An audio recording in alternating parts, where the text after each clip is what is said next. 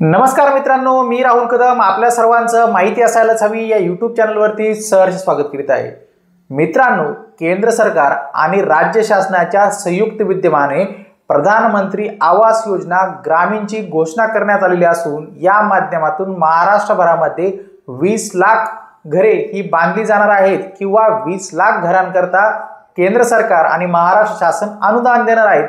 नेमके हे अनुदान आपण कशा पद्धतीने मिळू शकतो, याकरता अर्ज कशा पद्धतीने करायचा आहे याची इत्यंभूत माहिती जाणून घेण्याचा प्रयत्न आज आपण या व्हिडिओमध्ये करणार आहोत। आपण माहिती असायलाच हवी या यूट्यूब चॅनलवरती पहिल्यांदा असाल तर हा यूट्यूब चॅनल नक्की सबस्क्राइब करा, त्यासोबत शेजारी बेल आयकॉन दाबायला विसरू नका। तर चला सुरू करूया आजचा हा व्हिडिओ।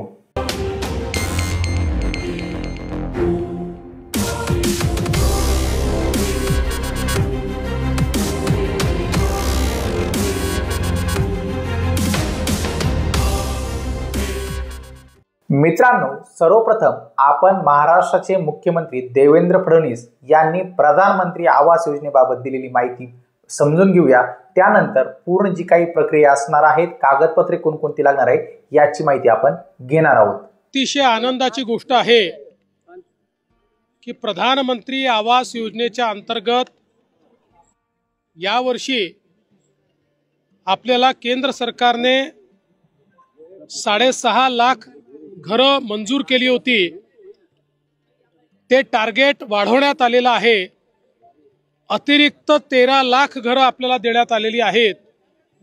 एकूण आपण विचार केला तर जवळपास या वर्षी केंद्र सरकारच्या वतीनं महाराष्ट्रातल्या गरिबांकरता, कच्च्या घरात राहणाऱ्यांकरता, बेघरांकरता एका वर्षात 20 लाख घरं देण्याची अनाउन्समेंट आत्ताच केंद्रीय ग्रामविकास मंत्री आदरणीय शिवराज सिंग चौहान साहेबांनी केलेली आहे।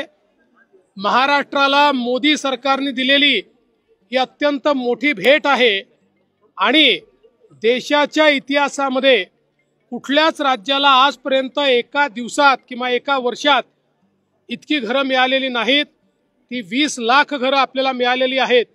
खरं म्हणजे आपल्या आवास प्लसमध्ये 26 लाख त्या ठिकाणी लोकांचं रजिस्ट्रेशन आहे। आता ही 20 लाख घरं मिळाल्यामुळे आता फार कमी आपल्याकडे त्या यादीतले बेघर लोक राहतील, जे पुढच्या वर्षी आपण कंप्लीट करू शकू। त्याचसोबत एक अजून महत्त्वाची अनाउन्समेंट त्यांनी केली आहे की पूर्वी सर्वेक्षणामधले जे निकष होते ते निकष देखील आता त्या ठिकाणी डायल्यूट करण्यात आलेले आहेत।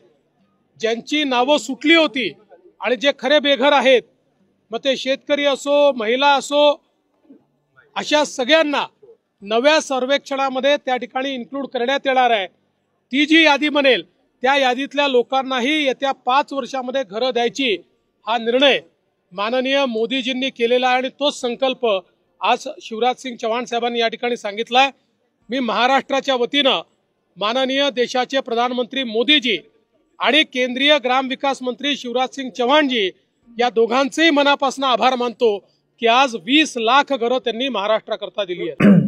मित्रांनो, प्रधानमंत्री आवास योजना ग्रामीणची घोषणा करण्यात आली असून प्रति लाभार्थी दिले जाणारे अनुदान आपण सर्वप्रथम हे समजून घेणार आहोत। मित्रांनो, ग्रामीण भागामध्ये प्रधानमंत्री आवास योजनेअंतर्गत दिलं जाणारं जे अनुदान आहेत ते असणार आहेत 1,20,000 रुपये।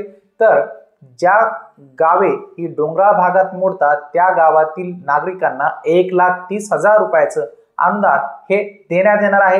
आता आपण बघूया प्रधानमंत्री आवास योजना ग्रामीणची लाभार्थी प्रक्रिया कशी असणार आहे आणि त्या निवडीचे अधिकार कोणाला देण्यात आलेले आहेत।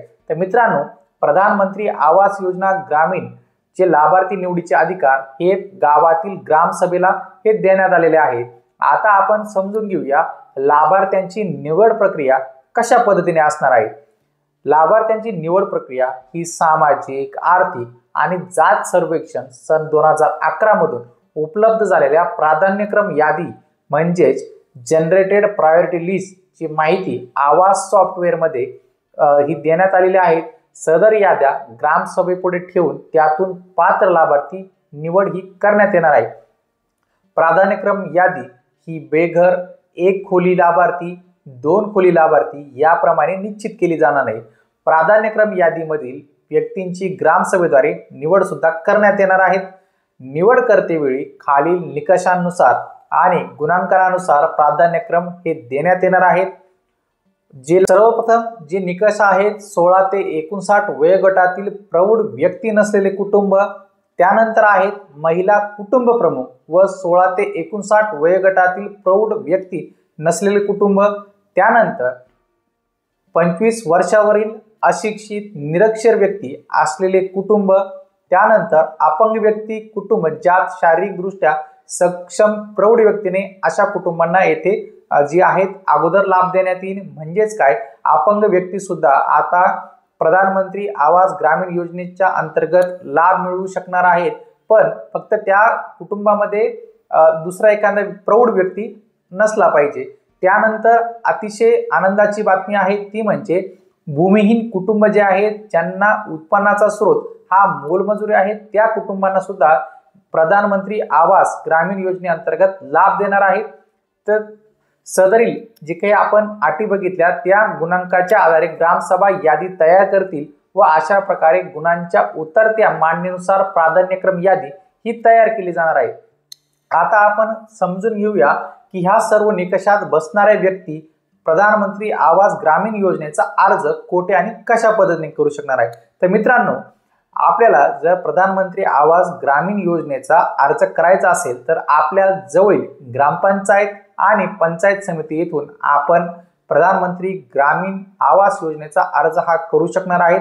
ऑनलाईन अर्ज आपल्याला करता येणार नाहीये किंवा ऑनलाईन अर्ज आपण भरू शकणार नाहीये। हा अर्ज आपल्याला ग्रामपंचायत आणि पंचायत समितीच्या मार्फतच भरता येणार आहे। तर मित्रांनो, आता आपण समजून घेऊया की प्रधानमंत्री आवास ग्रामीण योजनेसाठी अर्ज करण्यासाठी आपल्याकडे कोणकोणती कागदपत्र असणं हे आवश्यक आहे।